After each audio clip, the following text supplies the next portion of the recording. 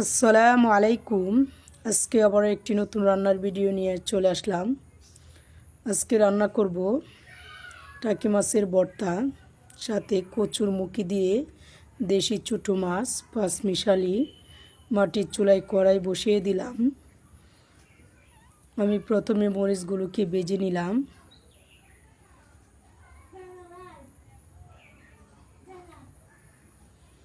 আমি অল্প তেল দিয়ে মরিচগুলোকে আরও ভালোভাবে ভেজে নিব। এখন আমি তুলে নিব। এখন আমি মাছগুলো ভেজে নিচ্ছি।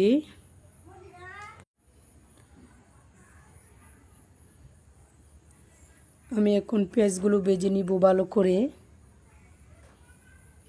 আমি সবগুলো তুলে নিলাম। এখন আমি কচুর মুখি রান্না করে নিব। পেঁয়াজ এবং কাঁচামরিচগুলো ভেজে নিচ্ছি। এখন আমি মশলা দিয়ে দিব, গুঁড়া মশলা পরিমাণ মতো।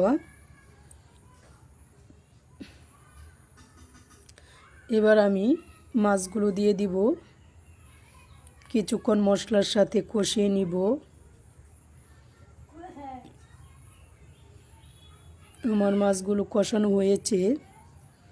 এখন আমি কচুর মুখিগুলো দিয়ে দিব।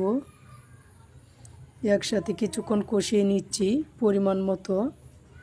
এবার পানি দিয়ে জাল করে নিব।